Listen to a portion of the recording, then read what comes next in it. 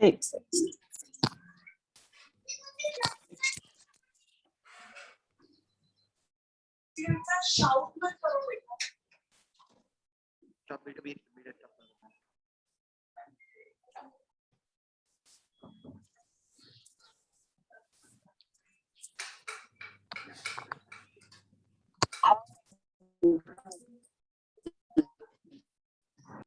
सभी को मेरा जय जिनेंद्र।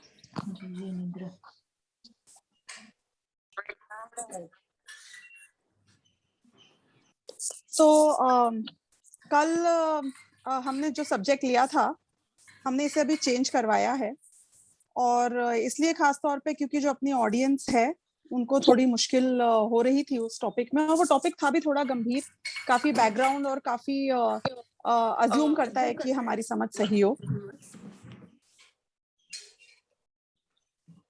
तो आज हम वितरागता और सर्वज्ञता, तो आज से हम अगले एक दो या 3 दिन वितरागता और उसके बाद सर्वज्ञता इस विषय के ऊपर लेंगे।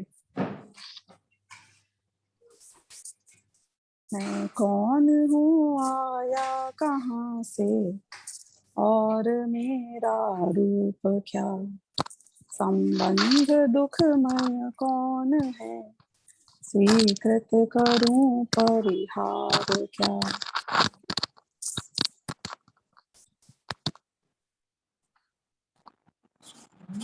हमने जो विषय लिया है, हाँ जी,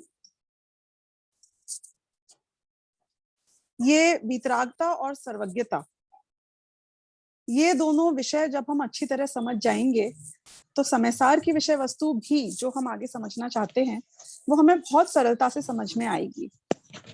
हो सकता है आप में से कई लोग ऐसा सोच रहे हों कि ये तो बहुत सिंपल है, हमें पता है ऑलरेडी, ज्यादा इजी नहीं हो गया कहीं। लेकिन मैं आपको अश्योर करती हूँ कि अगले 2-3 दिन में हम ये रियलाइज करेंगे कि ऐसे बहुत सारे पक्ष हैं जिनके बारे में कभी हमने विचार ही नहीं किया। वीतरागता, इस शब्द का अर्थ क्या है, पहले तो हम ये समझें। एक्चुअली तो वीतरागता बाद में समझेंगे, पहले हम राग का अर्थ तो समझें क्या होता है। राग का अर्थ आप बोलेंगे हमें पता है, अटैचमेंट।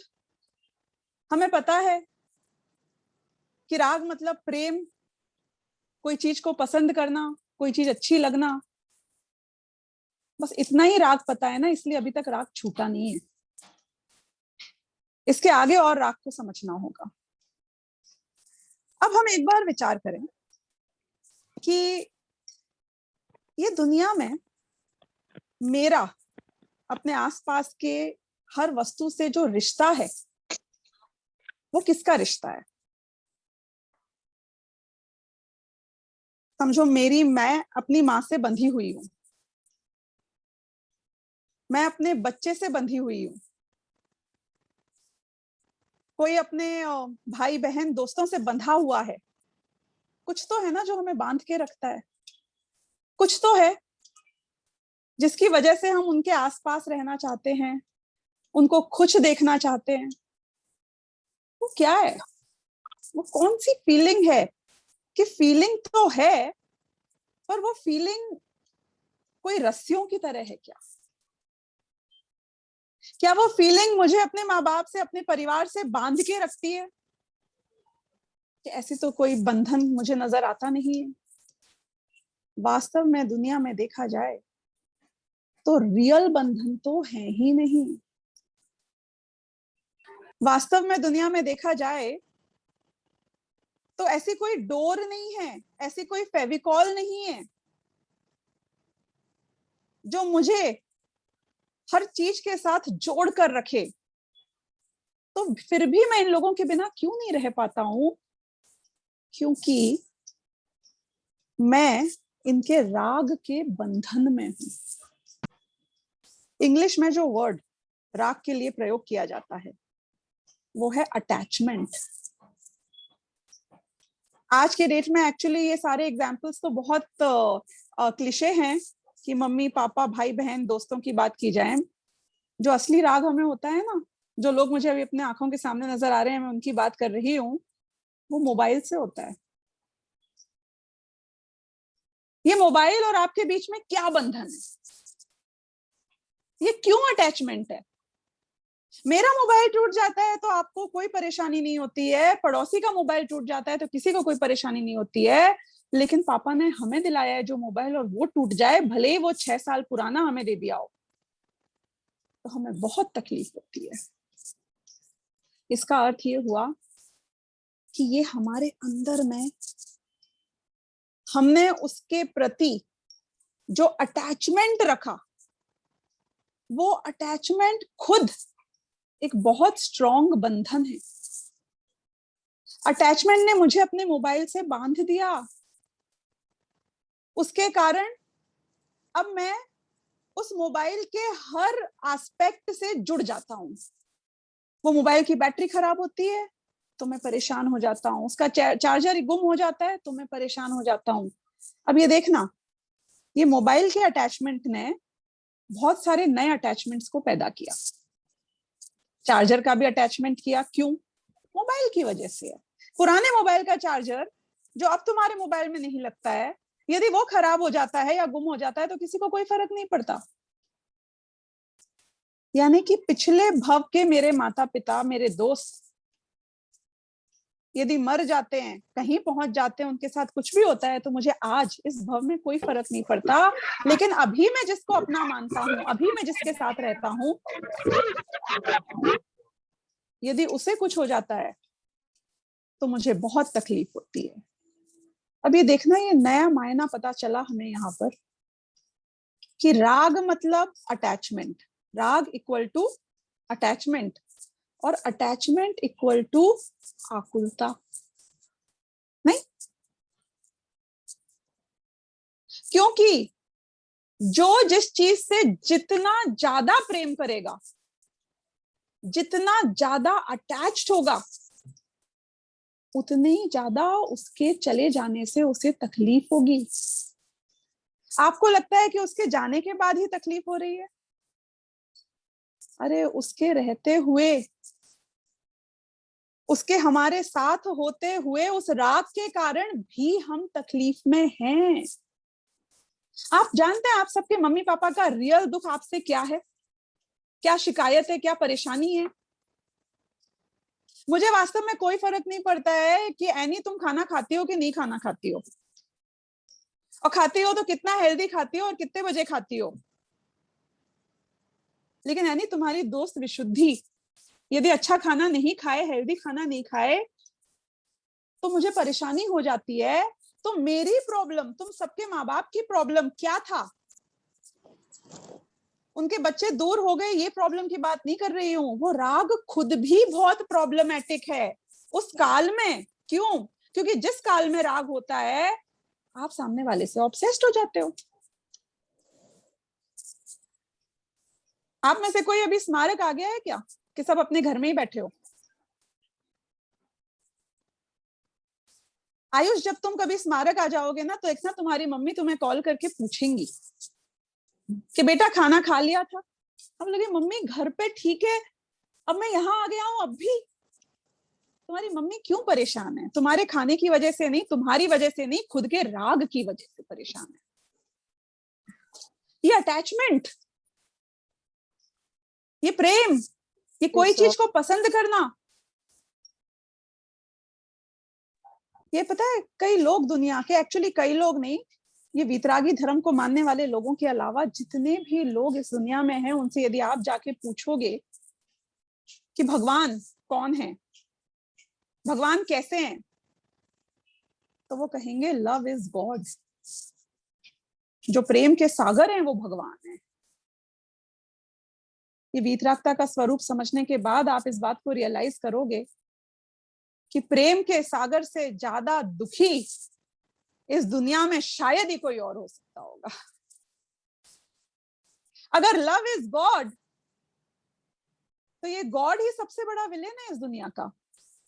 जिस पॉइंट पर आकर सारी दुनिया खत्म हो जाती है, जहां सारी दुनिया का धर्म अपने चरमोत्कर्ष पे पहुंच जाता है, वहां से जैन दर्शन की शुरुआत होती है।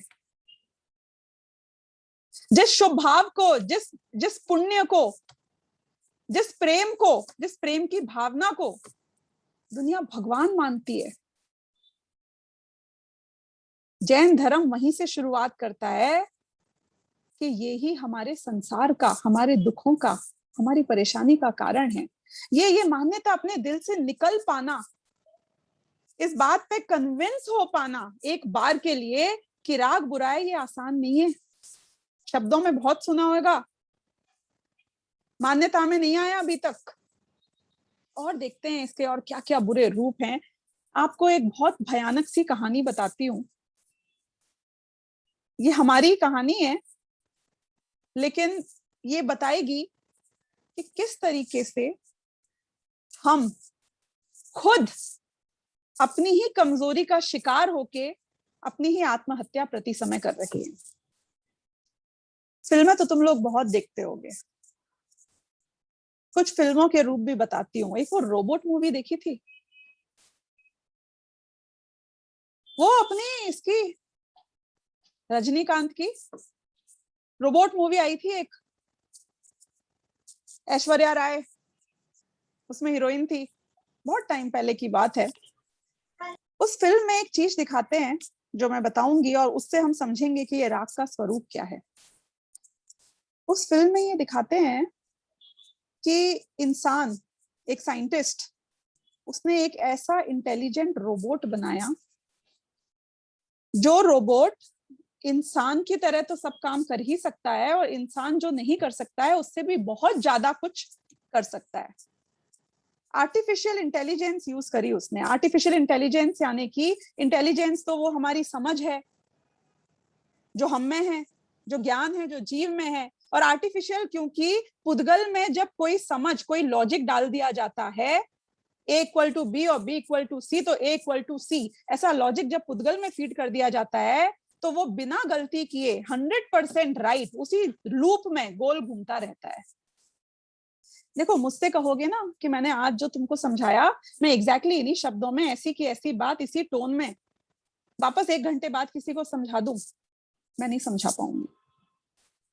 लेकिन मैं अगर इस बात को रिकॉर्ड कर देती हूँ, एक मशीन में फीड कर देती हूँ, तो मशीन कौन सी भाषा समझता है? वो 1000 बार भी सेम प्ले करेगा एग्जैक्टली इस चीज को। क्यों? क्योंकि वो आर्टिफिशियल इंटेलिजेंस के साथ बना हुआ है, यानी कि वो मैकेनिकल है। मैकेनिकल यानी कि सिस्टम है, प्रोसेस है, सब कुछ है, ज्ञान नहीं है, लेकिन वो हर चीज को उसके सिस्टम में, उसके प्रोसेस की चपेट में जो आ जाता है, उसको उसी तरीके से लूप में प्ले करता रहता है। राइट? सिर्फ एक बार बोलना पड़ेगा मुझे। तुमको तो आर्जव, दो आर्जव नजर आ रहे हैं। तुम लोगों को यदि मैं कोई बात यदि बोलूं खुद, तो 4 बार सुनने पे समझ में आएगा, क्योंकि ना तुम अकलंक हो, ना तुम निकलंक हो, ना तुम त्रिकलंक हो, ना तुम चौकलंक हो। लेकिन यदि इस कंप्यूटर को एक बार बोल दूं, एक बार में हूबहू पकड़ लेता है। मेरी एक इतनी सी हवा की आवाज को भी छोड़ेगा नहीं। तुम्हें शायद सुनाई नहीं दे, पर इसे सुनाई दे जाएगी। पता है ये जीव क्या करता है और किस मशीन की, आर्टिफिशियल इंटेलिजेंस की दुनिया में चला जाता है? एक पूरे महापुद्गल का नाम सुना है कभी? पुद्गल स्कंद है एक बहुत बड़ा, पूरी दुनिया में जो फैला हुआ है। वो तो एक पुद्गल स्कंद की बात हुई। ये पूरी दुनिया पुद्गल से भरी हुई है। हम किस दुनिया की बात कर रहे हैं? कि हम उसी दुनिया की बात कर रहे हैं जिसे 3 लोक कहा जाता है। हम उसी दुनिया की बात कर रहे हैं जहाँ जीव पाए जाते हैं। अभी जब भी मैं दुनिया की बात करूं, जब भी मैं अपने लोक की बात करूं, तो ये 3 लोक का नक्शा जो तुमने देख रखा होगा, उसको ही समझना। इस दुनिया में ऐसी कोई जगह है जहां पुद्गल नहीं हो? 3 लोक की बात कर रही हूँ, ज्यादा होशियार मत बनना कि आलोक आकाश में नहीं। जो लोग गलती से भी अनम्यूट हो जाते हैं, वो ध्यान रखें कि गलती से भी अनम्यूट ना हो। जब तक, कम से कम तब तक तो नहीं जब तक कि मैं कहूं नहीं। अब देखो, यदि हम मशीन से कह देते कि म्यूट एवरीबॉडी, तो बिना मिस्टेक के सबको म्यूट कर देता। इंसान से बोलेंगे तो गलतियां हो जाएंगी। अब देखो मैं क्या बात बता रही हूँ, ये गलतियां वाली बात बहुत इंपॉर्टेंट है समझने के लिए। पुद्गल कभी गलती नहीं करता, गलतियां सिर्फ इंसान करते हैं। हाँ, इसका मतलब है कि ये पूरी दुनिया में जो पुद्गल भरे पड़े हैं हर तरफ खचाखच, ये एक बहुत बड़ी मैट्रिक्स में है। ये एक बहुत बड़े आर्टिफिशियल इंटेलिजेंस के साथ काम करते हैं। क्योंकि एक बात समझना, जैसे अनंत गुण एक सिद्ध परमात्मा में है, जैसे अनंत गुण आकाश द्रव्य में है, ऐसे ही अनंत गुण एक पुद्गल परमाणु में भी है। अनंत शक्तिशाली है एक पुद्गल परमाणु। वो बात अलग है कि मेरी शक्ति पुद्गल की शक्ति से भिन्न होगी, वो अलग बात है। मुझ में अलग टाइप की क्वालिटीज हैं, आकाश में अलग टाइप की क्वालिटीज हैं, लेकिन कोई किसी से कम नहीं है। एक भारत का प्रधानमंत्री है तो दूसरा चाइना का प्रधानमंत्री है, दोनों प्रधानमंत्री हैं। एक पुद्गल परमाणु में भी उतनी ही अनंत शक्तियां हैं जितनी अनंत शक्तियां आप में, मुझ में, या सिद्ध भगवान में, या आकाश द्रव्य में है। और ये पुद्गल की शक्ति का यदि एक बार आप विचार करोगे, दिमाग काम नहीं करेगा। सही बता रही हूँ। ये मोबाइल के ऊपर मैं यहाँ पे बैठकर अगर अमेरिका में बात करूं, तो मेरी आवाज में उनको बात समझ में आ जाती है। ये पुद्गल की शक्ति नहीं है। ये कंप्यूटर पे तुम मेरे चेहरे को हूबहू देख पा रहे हो, ये पुद्गल की शक्ति नहीं है। किसकी शक्ति है? जीव की शक्ति है। ये फैक्स में एक कागज डालते हैं आपकी हैंडराइटिंग में, वैसे के वैसे अक्षर दूसरी मशीन में जो हजारों किलोमीटर दूर हो फैक्स की, उसमें से कागज बाहर निकलता है, लेकिन पत्र वैसा का वैसा लिखा हुआ। ये किसकी शक्ति है? वो दिन भी दूर नहीं होगा जब आदमी यहां से गायब होगा और कहीं उत्पन्न हो जाएगा। ये किसकी शक्ति है? पुद्गल की शक्ति है। 7 राजू के लोक को अगर पुद्गल क्रॉस कर सकता है एक स्प्लिट सेकंड में, ये किसकी शक्ति है? ये पुद्गल की शक्ति है। ये सुपरसोनिक जेट, इन सब की बात नहीं कर रहे हैं हम। ये आप में और मेरे बीच में भी पुद्गल ही तो ट्रैवल कर रहा है। कितने समय के लैग के साथ ट्रैवल कर रहा है? ये पुद्गल की शक्ति है। मैं क्यों आपको पुद्गल की शक्ति बता रही हूं? क्योंकि पुद्गल शक्तिशाली तो बहुत है, लेकिन उसकी शक्ति बहुत प्रेडिक्टेबल है। प्रेडिक्टेबल का मतलब समझते हो? देख लेना, देखो मैं थोड़ी अंग्रेजी थोड़ी हिंदी सब यूज कर रही हूँ शब्द, अब वो पता नहीं चलता है कि कौन कहानी समझेगा। नहीं समझ में आए तो पूछ लेना। पुद्गल बहुत प्रेडिक्टेबल है, इंसान प्रेडिक्टेबल नहीं होता। क्यों? क्योंकि पुद्गल में ज्ञान नहीं है, इंसान में ज्ञान है, जीव में ज्ञान है। जिसमें ज्ञान नहीं होता है वो सिर्फ लॉजिक समझता है, कारण कार्य की भाषा समझता है। आप जानते हैं पुद्गल किसकी भाषा समझता है? ये पुद्गल की दुनिया में जो इतना एक्शन नजर आ रहा है, अगर खिड़की नजर आए ना अपने अपने बाजू में कहीं, तो खिड़की के बाहर पूरी दुनिया देखना, पुद्गल की बनी हुई दुनिया नजर आ रही होगी आपको। अरे दूसरे जीवों में भी मैं जीव नहीं देखता हूँ, मुझे पुद्गल ही नजर आता है। जीव को तो मैं अनुमान से जानता हूं कि उसमें जीव है। नियति जी, आप में जीव है, ये बात मैंने अनुमान से जानी है। प्रत्यक्ष तो मुझे अपनी आंखों से आपका पुद्गलमय शरीर ही नजर आ रहा है। ध्रुव, तुम तो दुकान पे बैठे हो, किसकी बनी है पूरी दुकान? ये पूरी दुनिया किसकी बनी है? पुद्गल की। पुद्गल की पुद्गल। बनी है। पूरी दुनिया पुद्गल की बनी हुई है। जो हमें नजर आ रही है, ये पूरी पुद्गल की दुनिया एक भाषा समझती है। ये सारा एक्शन एक ही भाषा समझता है, और उस भाषा का नाम जानते हो क्या है? स्निग्धता और रूक्षता, चिकनाई और रूखापन। आप बताओ कि मुझे कोई पुद्गल परमाणु दूसरे पुद्गल परमाणु से अगर जुड़ता है तो सिर्फ तभी जुड़ सकता है जब एक सर्टेन टाइप ऑफ स्निग्धता और रूक्षता का कॉम्बिनेशन हो, दो अंश ज्यादा हो। सुना होगा ना कहीं पे? नहीं सुना होगा तो आप सुन लोगे, चिंता मत करना, अभी तो 5 साल पूरे पढ़ने बाकी है ना तुमको। लेकिन मैं जो आज बात बताने वाली हूँ और अगले 6 दिनों में बताने वाली हूँ, ये तुम्हें पूरे 5 साल काम आएगी और उसके बाद भी काम आएगी। क्योंकि पुद्गल एक भाषा समझता है, और वो भाषा है स्निग्धता और रूक्षता की।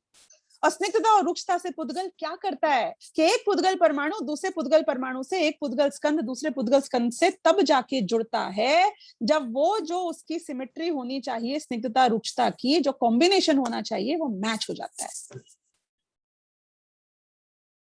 अब देखो, पुद्गल पुद्गल से कितना ही जुड़े और कितना ही टूट जाए, मुझे क्या लेना देना, मुझे क्या फर्क पड़ता है?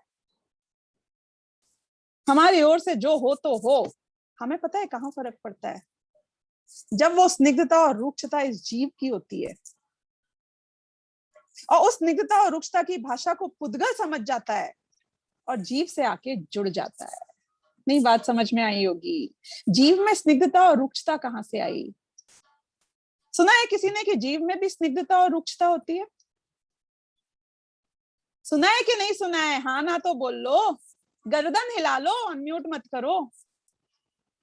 अरे होती है, शरीर में राग है ना, शरीर की बात थोड़ी कर रही हूं मैं अभी। अरे राग है हमारी स्निग्धता, और द्वेष है हमारी रूक्षता। पता थी ये बात तुम्हें राग के बारे में? ये राग है मेरी स्निग्धता, द्वेष है मेरी रूक्षता। और पुद्गल मेरी एक ही भाषा समझता है, मेरी मतलब जीव की। पुद्गल को सिर्फ एक ही भाषा समझ में आती है, स्निग्धता और रूक्षता की। यानी कि जीव यदि राग और द्वेष के ट्रैप में फंसता है तो पुद्गल उसको अपनी चपेट में ले लेता है। यानी कि पुद्गल की दुनिया के तुम हिस्सा बन जाते हो, और तुम्हारे साथ पुद्गल और पुद्गल का के साथ तुम दोनों का बंधन हो जाता है। मैं वो रोबोट मूवी की जो बात कर रही थी, उसमें ऐसा दिखाते हैं कि इंसान ने, साइंटिस्ट ने रोबोट बनाया। रोबोट था आर्टिफिशियल इंटेलिजेंस से बना हुआ। अब वो रोबोट जो लॉजिक की भाषा समझता था, जो आर्टिफिशियल इंटेलिजेंस से बना हुआ था, उस रोबोट ने क्या किया कि रोबोट है ना, डुप्लीकेट कर सकता है। डुप्लीकेट मतलब तो समझते होगे ना, डुप्लीकेट कर सकता है रोबोट है तो उसने डुप्लीकेशन से अपने जैसे इतने रोबोट बनाए, इतने रोबोट बनाए, इतने रोबोट बनाए कि इस दुनिया का के ऊपर रोबोट्स का राज हो जाए, ये प्लानिंग कर ली। अब एक बात देखो, उस मूवी में जब हीरो फाइनली जीतता है तो कैसे जीतता है? उसने ये देखा कि ये रोबोट्स बहुत शक्तिशाली है, हर चीज में इंसान से ऊपर है, लेकिन ये रोबोट्स को यदि चार्जिंग ना मिले, चार्ज ना किया जाए, तो ये डेड हो जाते हैं। इनके हाथ काट दो, पैर काट दो तो फिर बन जाते हैं, लेकिन इनकी चार्जिंग खत्म हो जाए तो उसके बाद ये कुछ काम नहीं कर सकते हैं, ये निष्क्रिय हो जाते हैं।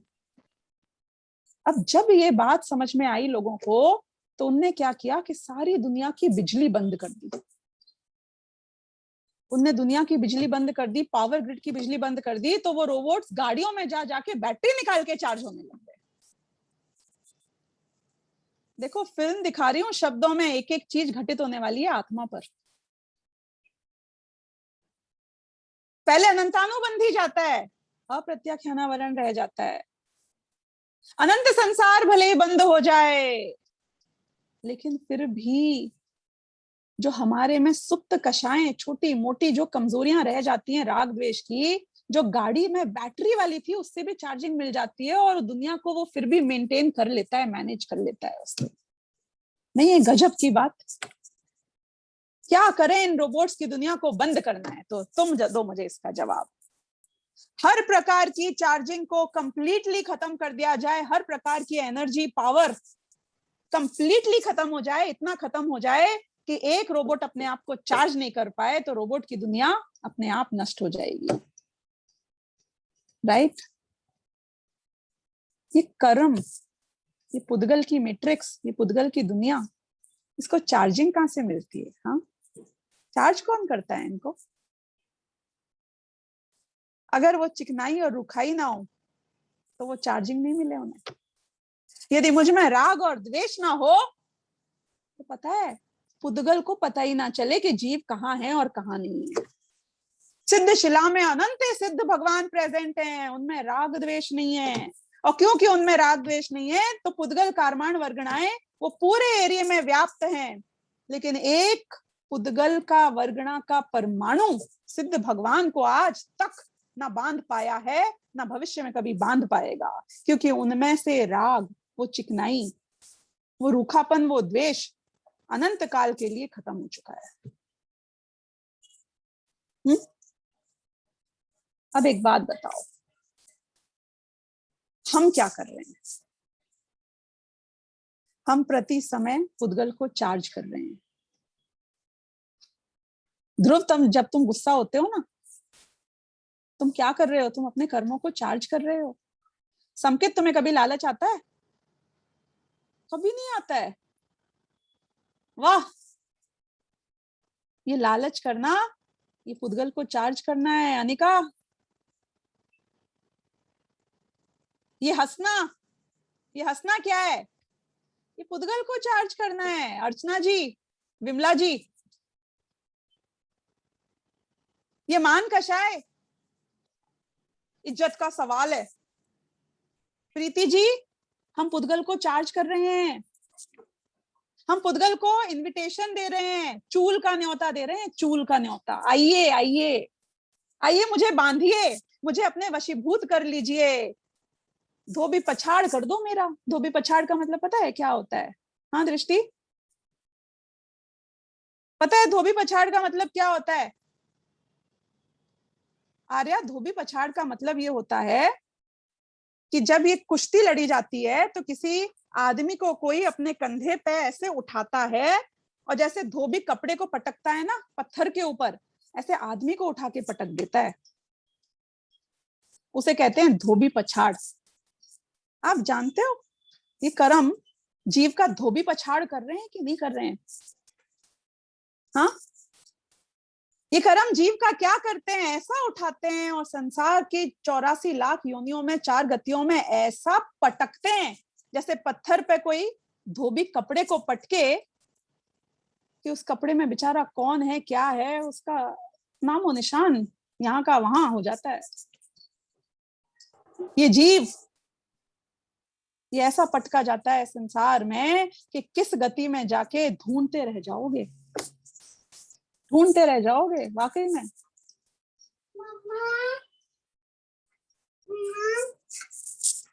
नहीं बेटा, लेक्चर चल रहा है मेरा। सुनो, क्या मैं वनीला आइसक्रीम खा सकती हूँ? तो अब हमने अगर ये आइडेंटिफाई कर लिया कि गलती हमसे ये हो रही है कि हमें राग हो रहा है, हम बोलेंगे कि राग तो फिर भी हो जाता है, हम द्वेष तो छोड़ें कम से कम। ऐसा भी सोचते हैं कई लोग, पता है आपको, ऐसा भी विचार आता है कि हाँ द्वेष तो छोड़ देना चाहिए पहले, बाद में राग छोड़ेंगे। ये लव इज गॉड वाले जो दुनिया के लोग हैं वो इसी भाषा में तो बात करते हैं, हेट्रेड को छोड़ो, लव को ग्रहण करो। आपको पता है कि जहां और जितना लव है वहां और उतना ही हेट होता है। ये दोनों एक दूसरे के बिना रह ही नहीं सकते, ये तो एक कॉइन के दो हिस्से हैं। एग्जाम्पल दे सकते हो? मुझे दुनिया की एक लड़ाई बताना जो द्वेष के कारण हुई है, मैं तो सिद्ध कर दूंगी कि सारी लड़ाइयां राग के कारण हुई हैं।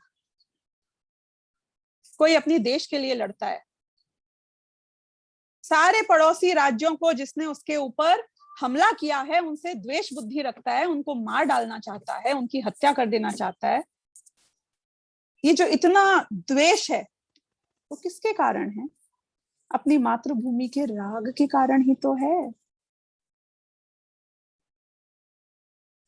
रामायण का युद्ध हुआ द्वेष के कारण हुआ कि राग के कारण हुआ? सीता के प्रति राग ही तो था। रावण को भी राग था और राम को भी राग था, सारा झगड़ा राग का था, कोई झगड़ा द्वेष का नहीं था। महाभारत की बात कर लो, सबसे जब भी फाइट्स की बात आती है, वॉर्स की बात आती है, महाभारत को सबसे बड़ा युद्ध माना जाता है। महाभारत का युद्ध क्यों हुआ था? राग की वजह से हुआ था कि द्वेष की वजह से हुआ था? कौरव को पांडव और पांडव को कौरव क्यों नहीं पसंद थे? द्वेष तो था, पर वो द्वेष क्यों था? वो जमीन के राग के कारण ही तो था। ऐसा कहते हैं दुनिया में जितनी भी लड़ाइयां होती हैं वो 3 चीजों के राग के कारण होती हैं, जर, जोरू और जमीन। सगा भाई अपने भाई से बात करना छोड़ देता है, किसके कारण? पिताजी ने वसीयत में भैया को ज्यादा दे दिया, पिताजी ने जो मुझे दिया भैया ने वो ले लिया। क्या है ये नफरत का कारण, ये द्वेष का कारण क्या है? राग ही तो है। जर, जर यानी वेल्थ, धन संपत्ति के लिए, धन संपत्ति के राग से तुमको वो व्यक्ति से द्वेष हुआ। कितने लोगों को ट्रैफिक पुलिस वाला पसंद है, खासतौर पे जब तुमने ड्राइव करते करते सिग्नल तोड़ दिया हो? अरे पैसे का राग है, इसलिए वो ट्रैफिक पुलिस वाला बुरा लगता है तुमको, क्योंकि वो तुमसे अभी पैसे मांगेगा। यदि पैसे का राग नहीं हो तो तुम्हें क्या परेशानी है? ले जा, ले 500 ले जा, 1000 ले जा, 5000 ले जा, पैसे छूट रहे हैं ना। कोई चीज का राग था तो किसी चीज का द्वेष हुआ। राग के बिना द्वेष हो नहीं सकता किसी से भी। जोरू, जोरू यानी स्त्री। सारे दुनिया के झगड़े, मैक्सिमम झगड़े, नो ऑफेंस, मैं भी एक स्त्री हूं, लेकिन स्त्री के कारण होते हैं। घर घर के झगड़े देख लेना, देश समाज के झगड़े देख लेना, स्त्री का रोल है उसमें। स्त्री के क्या, राग का या द्वेष का? अपने को स्त्री नहीं समझानी है, अपने को राग द्वेष समझाना है। जमीन, जमीन का राग होता है, द्वेष नहीं होता। जब कोई जमीन का त्याग करता है तो जमीन को उठा के कहीं और पटक आता है या खुद उस जमीन को छोड़ के चला जाता है। हाँ, जर, जोरू और जमीन, ये 3 ऐसी वस्तुएं हैं, और ये 3 ही नहीं, मैं तो ऐसे भी लोगों की बात करूंगी, ये टेररिस्ट, आतंकवादी, ये तो सिर्फ लोगों को मासेस में मार डालना चाहते हैं। टेररिस्ट में तो इतनी द्वेष बुद्धि पड़ी है कि अंधाधुंध मासूमों पे, बच्चों पे, स्त्रियों पे, बूढ़ों पे, कमजोरों पे गोलियां चला देते हैं, हॉस्पिटल में जाके बम विस्फोट कर देते हैं, आग लगा देते हैं। ये तो द्वेष से भरे हुए हैं ना, कि इनका द्वेष का कारण भी द्वेष नहीं है, इनका द्वेष का कारण भी राग है। वो जन्नत का राग, अपने धर्म का राग, राग है। दुनिया में राग के बिना द्वेष का अस्तित्व नहीं है। एक फिल्म का ट्रेलर देखा था, फिल्म तो नहीं देखी थी, उसमें ये डायलॉग आया था कि जो इतनी शिद्दत से मोहब्बत कर सकता है वो ही इतनी शिद्दत से नफरत भी कर सकता है। इसका मतलब क्या था? शिद्दत क्या थी यहाँ पे? अरे जो तीव्र राग कर सकता है वो तीव्र द्वेष कर सकता है। मंद रागी, उसका द्वेष भी मंद होगा, और जो वीत रागी होगा वो नियम से वीत द्वेषी भी होगा। ये राग और द्वेष ये भाई हैं, ये पुण्य और पाप। ऐसा नहीं हो सकता है कि पाप पाप छूट जाए और पुण्य पुण्य रह जाए, ऐसा नहीं होता। ऐसा नहीं होता कि अशुभ अशुभ छूट जाए, शुभ शुभ रह जाए, ऐसा नहीं होता। शुद्ध के बिना, वीतरागता के बिना, ये दोनों आपस में एक दूसरे के साथ में वो करते रहते हैं, क्या बोलते हैं वो, चेंज ऑफ गार्ड। पता है ना चेंज ऑफ गार्ड क्या होता है? लंदन की जो क्वीन है हाँ, उसका जो पूरा महल है उसमें जो वो सारे सैनिक होते हैं ना, जो गार्ड्स होते हैं, उनके जब बदलने की बारी आती है, अरे मतलब शिफ्ट चेंज हो जाती है जैसे वॉचमैन की, उसे बोलते हैं चेंज ऑफ गार्ड। तो जो नया वॉचमैन आया है वो पुराने वॉचमैन का क्या है? साथी है, दोस्त है, दुश्मन है, कॉम्पेटिटर है, क्या है? अरे हाथ मिलाकर चलते हैं दोनों, दोनों एक जाति के हैं, एक जैसे हैं, मिलजुल कर काम करते हैं। ये पुण्य और पाप ऐसे मिलजुल कर काम करते हैं। ऐसा कहा जाता है, ऐसा शास्त्रों में आता है कि निरंतर अंतर मुहूर्त तक एक कशाई हो, एक निगोदिया जीव हो, एक नारकी हो, जिसे समझो एक कढ़ाई में तला जा रहा हो। कोई भी जीव को निरंतर अंतर मुहूर्त तक सिर्फ अशुभ परिणाम नहीं हो सकता है, उसमें एक शुभ का ब्रेक मिनिमम आता ही आता है। और कोई भी हो, आप मेरा अभी समझो 48 मिनट का यदि लेक्चर सुन लोगे, आप स्वाध्याय कर लो, प्रवचन कर लो, भजन में बैठे हो, पूजन कर रहे हो, खुद कर रहे हो गा गा के, मैं तो खुद बोल रही हूं, लेकिन फिर भी अंतर मुहूर्त में एक बार मिनिमम मेरे भी परिणाम अशुभ तो हो ही जाएंगे, भले स्प्लिट सेकंड के लिए हो। पॉसिबल ही नहीं है। ये शुभ का अशुभ के साथ और अशुभ का शुभ के साथ चेंज ऑफ गार्ड होता रहता है। ये दोनों साथी हैं, ये एक जाति के हैं, ये मिलजुल कर काम करते हैं संसार में।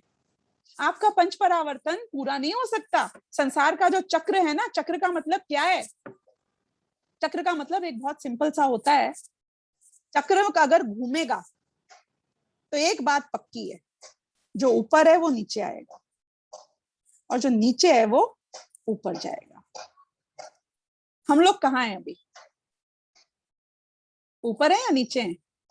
संसार चक्र की बात हो रही है नहीं, संसार चक्र की बात हो रही है। संसार के चक्र में मनुष्य गति, देव गति ऊपर है और तिरंज गति और नरक गति नीचे है। निगोदिया तो एवरीवेयर है, उसे नीचे ही कहा जाता है, चाहे भले वो सिद्धशिला का निगोदिया क्यों ना हो। अवस्था अपेक्षा बात करना। संसार चक्र में यदि हम ऊपर आ गए हैं और चक्र से बाहर नहीं निकले तो गारंटीड अब हमारे नीचे जाने की बारी है। और संसार चक्र में जो नीचे हैं वो गारंटीड ऊपर आएंगे। तो एक बात बताओ, जो ऊपर आएगा वो पुण्य के बिना आ जाएगा और जो नीचे जाएगा वो पाप के बिना चला जाएगा। वो कहते हैं ना, हर कुत्ते का भी एक दिन आता है, हर निगोदिया का भी एक दिन आता है, हर अधोगति के जीव का भी एक दिन आता है, क्योंकि पंच परावर्तन यानी संसार की जो साइकिल है वो तब तक पूरी नहीं होती जब नीचे के लोग ऊपर और ऊपर के लोग नीचे नहीं जाते हैं। आपको सब जगह उसी प्रपोर्शन में इक्वली हर जगह पहुंच जाना है। जो ऊपर आ गया है यदि उस चक्कर से बाहर नहीं निकला तो पुद्गल की जो साइकिल है ये फिक्स है। ये पुद्गल की साइकिल है, ये ऑटोमेटिक है, मैकेनिकल है, मशीन है। और मशीन का काम बहुत सीधा सच्चा सा है कि वो अपने तरीके से काम करती है, वो गलती नहीं करती है। मशीन से गलतियां नहीं हुआ करती है। गलतियां इंसान से होती हैं, गलतियां जीव से होती हैं। जो जान सकता है, देख सकता है, वो सही और गलत कर सकता है। गड़बड़ मशीन ने नहीं करी। यदि एक गन्ने की वो जो ऐसे गोल गोल गांव में गन्ना का वो होता है ना मशीन, उसमें यदि तुम में से कोई हाथ डाल दोगे तो गलती किसकी है? और हाथ यदि तुम्हारा पिच गया तो गलती कभी मशीन की नहीं होती है, गलती हमेशा इंसान की होती है। भले ही तुम भूल से करो, जानबूझ के करो, गलती हमेशा तुम्हारी होगी। यदि कोर्ट ऑफ लॉ में चले जाओ और उस तोप को लाके रख दिया जाए जिसने हजारों लाखों लोगों की जान ले ली है, तो उस तोप को गलाने की सजा नहीं दी जाएगी कोर्ट में। जिस आदमी ने उस गोले को आग दी थी उसको सजा दी जाएगी। बमों को सजा नहीं दी जाती, तलवारों को सजा नहीं दी जाती, बंदूकों को सजा नहीं दी जाती। पुद्गल का दोष कभी भी नहीं होता है, क्योंकि वो मशीन है, वो मैकेनिकल है, वो मशीन चल रही है। तुमने यदि उस मशीन में हाथ डाला तो तुम कटोगे, और नहीं डाला तो मत कटोगे। तुम बोलो कि मेरे को पता था और मैंने डाला, तो तुम्हारी गलती। और तुम बोलोगे मुझे पता नहीं था, गलती से हाथ चला गया, मशीन क्या करेगी? हाथ काट देगी। अनादिकाल से मैं गलती से, भ्रम से, भूल से, अज्ञान से, मुझे पता ही नहीं था, राग द्वेष करे जा रहा था। तो चपेट में आ गया ना पुद्गल की दुनिया की। उसने तो तुझे आइडेंटिफाई कर लिया, और आइडेंटिफाई करके क्या किया? धोबी पछाड़ दिया। क्या किया? कन्वीनियंटली उसका स्वभाव था बंधना बिछुड़ना, तो वो बंध भी गया, और फिर वो अपने पुद्गल में फल देके बिछुड़ भी जाता है। ऐसे ही कर्म का उदय आता है और खिर जाता है। हम प्रॉब्लम ये करते हैं कि हम उसे निरंतर चार्ज करते रहते हैं। यदि चार्जिंग नहीं करते तो कर्म उदय में आता जैसे अरहंतों का आता है, और एक बार खिरने के बाद वापस फिर नहीं आता बंधने, क्योंकि अरहंतों के राग द्वेष नहीं है। तो कितने ही कर्म आ जाए, कितने ही कर्म उदय में आ जाए, तीर्थंकर प्रकृति जैसा कर्म उदय में आ जाए, लेकिन तो भी वो नया बंधन नहीं कर पाता है। इसलिए हर अरहंत बिना कुछ किए नियम से एक दिन सिद्ध बनते ही बनते हैं। हमारी गड़बड़ ये होती है कि हमारे भी निरंतर कर्म उदय में आ रहे हैं, और उदय में आके खिर जाते तो हम भी मुक्त हो जाते, पर हमने एक समय के लिए भी गलती करना छोड़ा नहीं। तो अगली बार कर्मों की पूजा करने की मत सोचना।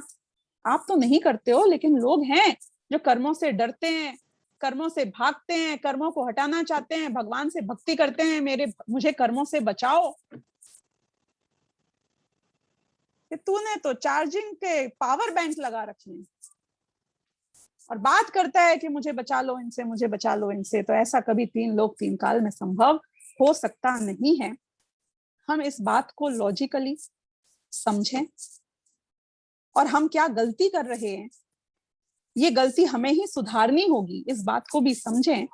तो हमें ये संसार में जो एक गंदी बंधन की दुनिया, आकुलता की दुनिया चल रही है, एक जो संसार का चक्र चल रहा है, जिसमें पुद्गल कर्म या नियति या वस्तु व्यवस्था डिसाइड करती है कि मैं कहाँ जाऊंगा, कहाँ रहूंगा, मेरे साथ क्या होगा। अब कोई और डिसाइड नहीं करेगा मेरे लिए कि मैं क्या करूंगा और मैं कहाँ जाऊंगा। ये मैं डिसाइड करूंगा कि मुझे कैसे रहना है और मुझे कहाँ जाना है। अपनी गलती सुधार के हम ये डिसीजन ले सकते हैं, और हमें लेना चाहिए। इसके साथ मैं आज की बात तो पूरी करूंगी, अपना समय भी ऑलमोस्ट पूरा हो गया है। मैं चाहती हूँ अगले 5 मिनट हम कुछ प्रश्न उत्तर हो तो उन्हें ले लें।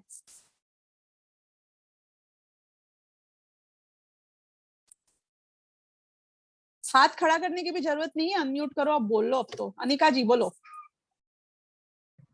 दीदी, जैसे आपने बताया कि ये जो चिकनापन है और रूखापन है, ये पुद्गल के गुण है, तो ये जीव के कैसे होते हैं फिर?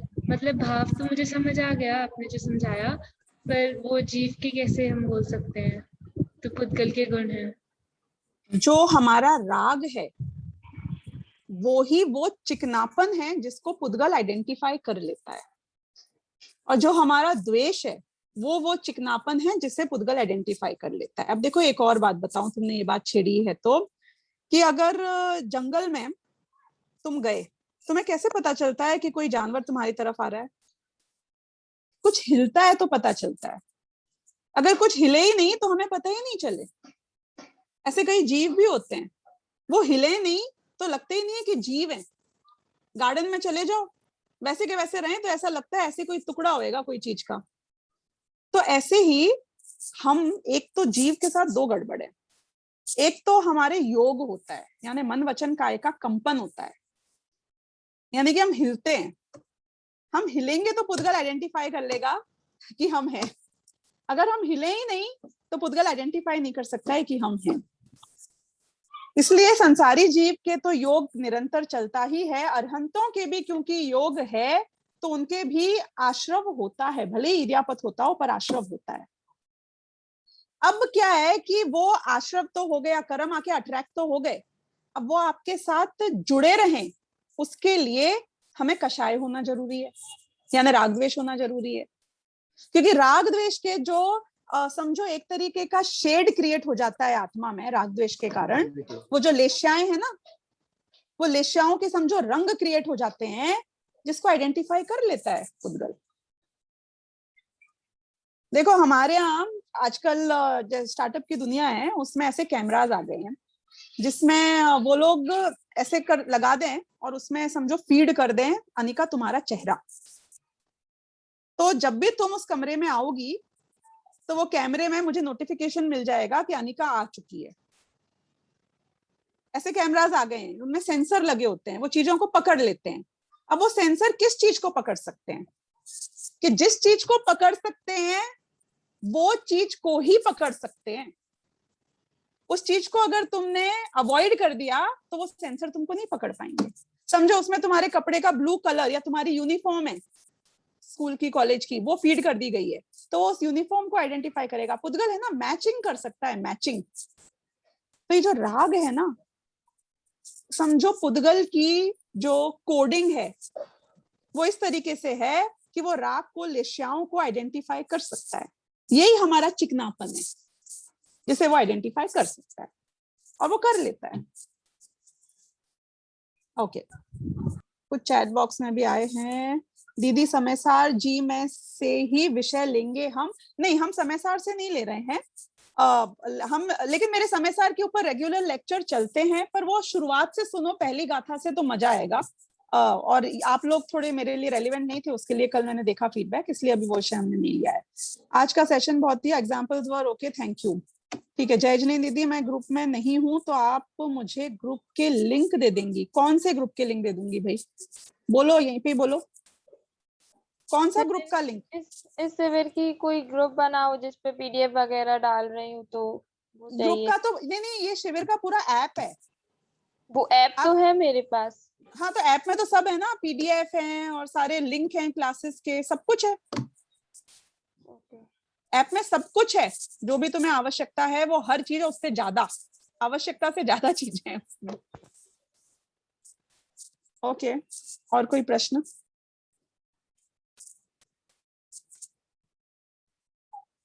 बहुत बढ़िया, मतलब पूरा समझ में आ गया कि सो गए?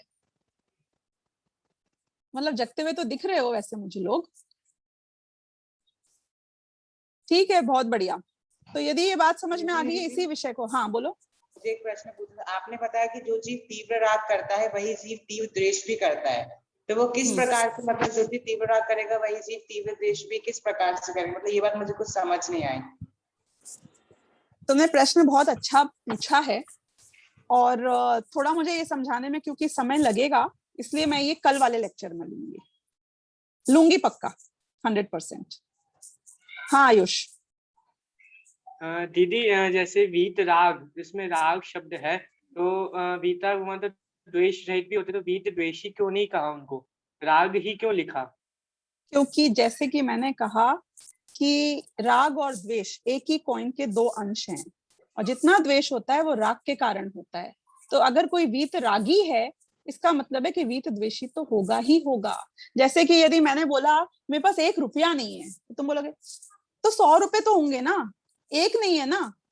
मैं बोलूं मेरे पास खाने के लिए रोटी नहीं है, तो केक खा लो ना, ब्रेड खा लो।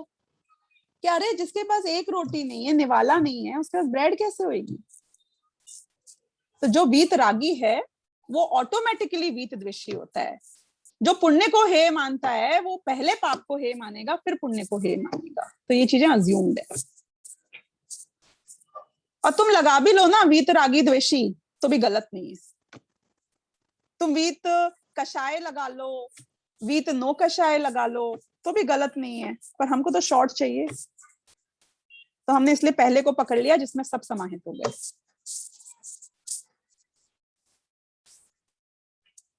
ठीक है, तो मैंने आपके बिल्कुल समय से, हाँ कोई कुछ पूछ रहा है? नहीं, इंसान है, गलती कर रहा है, ठीक है, जीव ही गलती करेगा। ओके चलो, तब हम अगला चरण करेंगे। सहजानंदी शुद्ध स्वरूपी अविनाशी हूँ आत्म स्वरूप।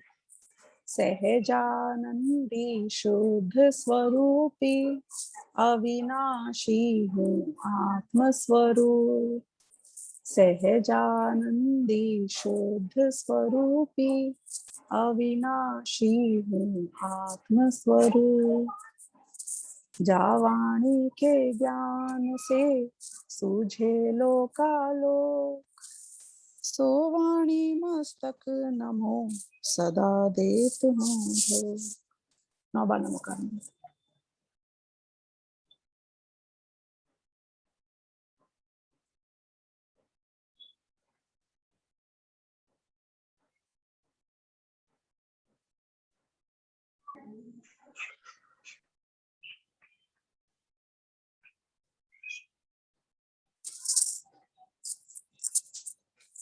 ठीक है, जय जैन सभी को।